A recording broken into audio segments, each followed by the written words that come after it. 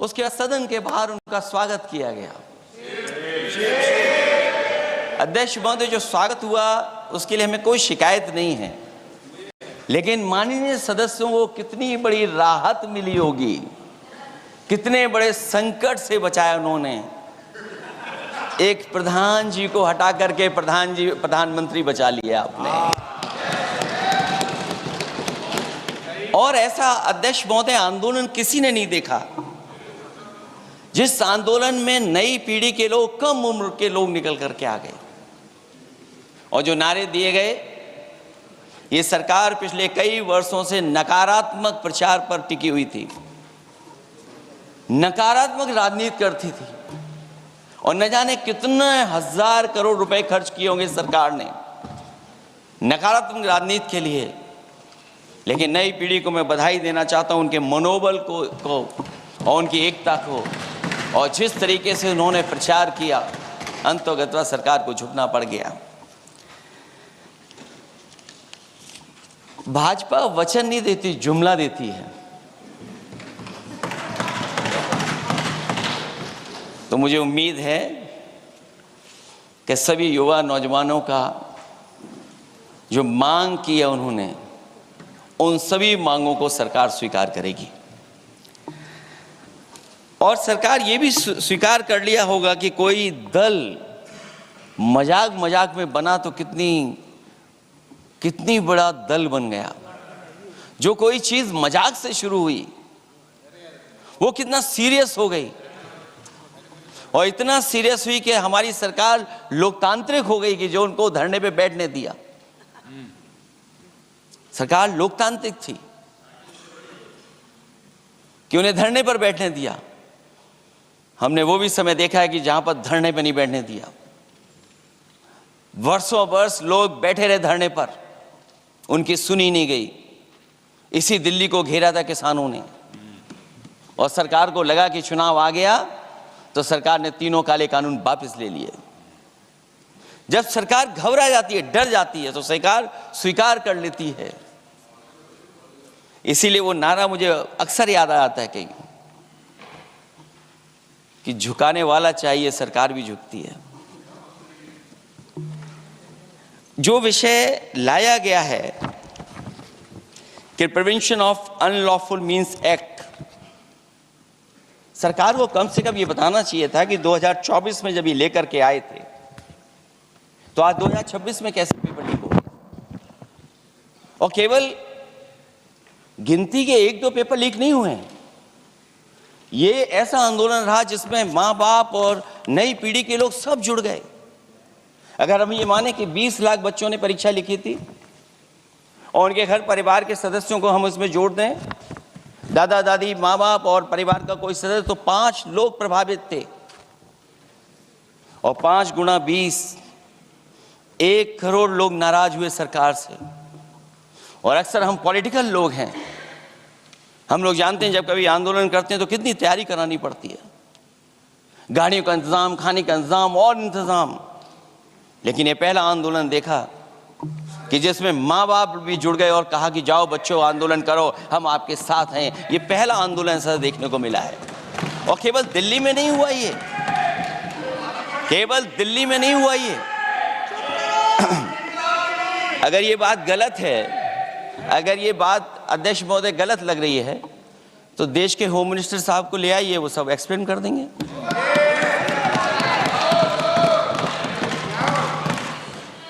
पहला आंदोलन जिसमें माँ बाप ने साथ दिया, क्योंकि परीक्षा से कितना दुखी हैं लोग।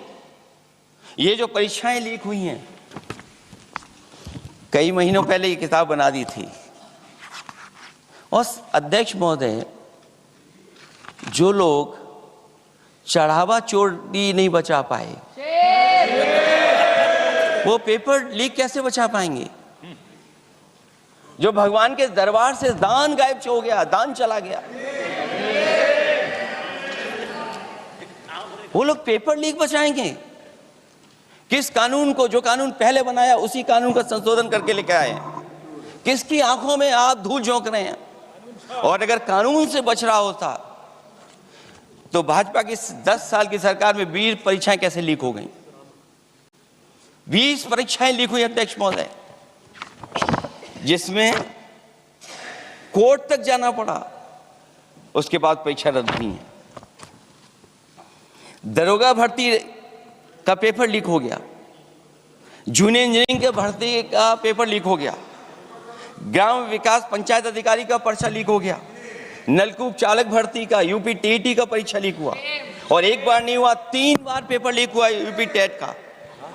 हाई स्कूल बोर्ड का परीक्षा लीक कर दिया, इंटरमीडिएट की बोर्ड की परीक्षा लीक हुई, इंटरमीडिएट का फिर परीक्षा का लीक हुआ, कई बार हुई, सिपाही भर्ती लीक हुई।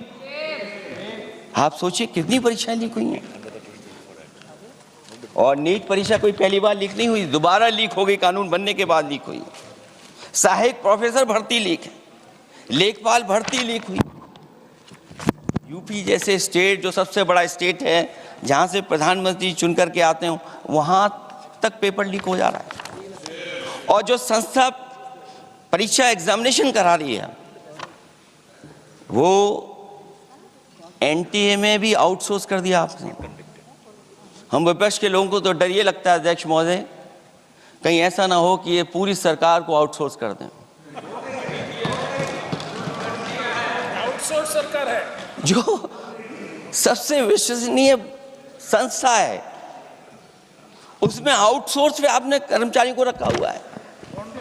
किस बात की जवाबदेही है? यही अकाउंटेबिलिटी है आपकी?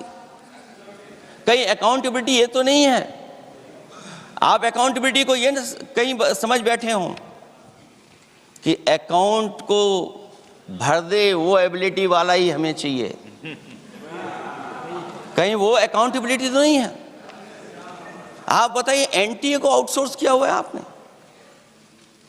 जिस संस्था की जिम्मेदारी है महत्वपूर्ण परीक्षा कराने की, उसमें सब आउटसोर्स। और ये सच कहा कि कांग्रेस पार्टी के माननीय सदस्य ने मांग की है कि वो हम लोगों को पता होना चाहिए आखिरकार कौन लोग थे जो आउटसोर्स होकर के बैठ करके परीक्षा में इस तरह की घोटाला कर रहे थे। आखिरकार जवाबदेही क्या है, किसकी थी? और फिर केवल नीट की परीक्षा की बात करें और परीक्षाओं की बात करें, अगर हम अध्यक्ष महोदय, जब से सरकार बनी है तब से सरकार की कोशिश रही है कि शिक्षा, परीक्षा और यूनिवर्सिटी का ताना बाना पूरा ध्वस्त हो जाए, उसको एक रंगी बना दें हम, उसमें अंडरग्राउंड अनरजिस्टर्ड लोग शामिल हो जाएं। ये पिछले जब से भारतीय जनता पार्टी की सरकार आई है तब से हो रहा है। और फिर शुरुआत कहां से होती है? क्योंकि आप नहीं चाहते कि देश के गरीब लोग पढ़ें लिखें आगे बढ़ें। सरकार ने सबसे पहले हमला किया प्राइमरी स्कूल पर, और प्राइमरी स्कूल कितने बंद किए हैं आपने? जहां से बच्चे की शिक्षा की यात्रा शुरू होती है। एक गरीब परिवार का बेटा, बच्चे कहां से पढ़ करके निकलते हैं? सबसे पहले प्राथमिक शिक्षा सरकारी स्कूलों से पढ़ करके निकलते हैं। हमारे बहुत सारे माननीय सदस्य होंगे, वो उन्हीं प्राथमिक विद्यालयों से पढ़ करके आज इस सदन तक पहुंचे होंगे। आपने सबसे पहले स्कूलों पे हमला किया, और प्राइमरी से लेकर के नौकरी तक पे आपने हमला किया है।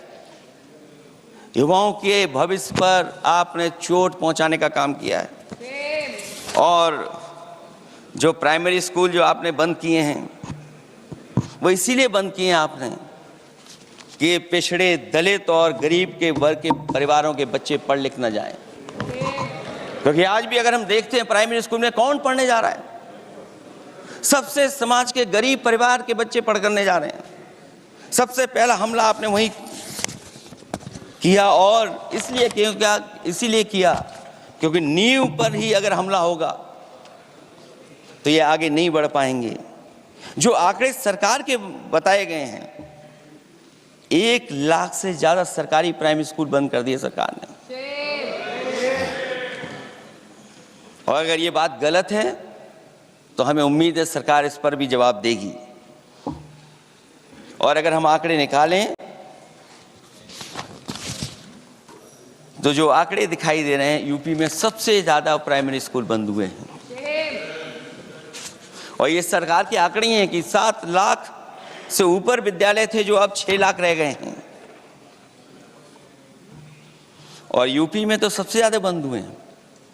उत्तर प्रदेश में 26,386 सरकारी प्राइमरी स्कूल बंद कर दिए सरकार ने। और केवल प्राइमरी स्कूल बंद नहीं किए हैं, नौकरी पे भी हमला किया है। 69,000 शिक्षक भर्ती को लेकर के बड़े पैमाने पर घोटाला किया गया। और घोटाला इतना बड़ा है कि वो सभी कोर्टों में गए हैं और पिछले कई वर्षों से आंदोलन कर रहे हैं। कोई स्थान नहीं बचा अध्यक्ष महोदय जहां पर वो शिक्षक भर्ती के लोग न गए हों। मंत्रियों के यहाँ गए हैं, आंदोलन किया है, हाई कोर्ट गए हैं, सुप्रीम कोर्ट गए हैं। लेकिन देखिए सरकार भी कमाल की है कि सरकार उनको नौकरी नहीं देना चाहती। और इसलिए नौकरी नहीं देना चाहती है क्योंकि उन्होंने भर्ती गलत की है। और भर्ती में जिन लोगों का अधिकार छीना है वो सबसे ज़्यादा पिछड़े और दलित परिवार के बेटे, जिनका अधिकार इस सरकार ने छीना है। और ये अगर बात नहीं ठीक है तो हमें उम्मीद है कि सरकार इसका भी जवाब देगी। माध्यमिक स्कूलों को भी बंद किया जा रहा है और बड़े पैमाने पे स्कूल बंद हुए हैं। और जो बोर्ड की परीक्षाएं लीक हुई हैं, पूरे देश में बड़े पैमाने पर बोर्ड परीक्षाओं के पेपर लीक किए गए हैं। अध्यक्ष महोदय, हम जानना चाहते हैं कि आखिरकार 10वीं और 12वीं के पेपर लीक क्यों हो रहे हैं? 10वीं और 12वीं के पेपर लीक क्यों हो रहे हैं? इसके लिए अगर कोई सरकार के पास जवाब हो तो बताएं।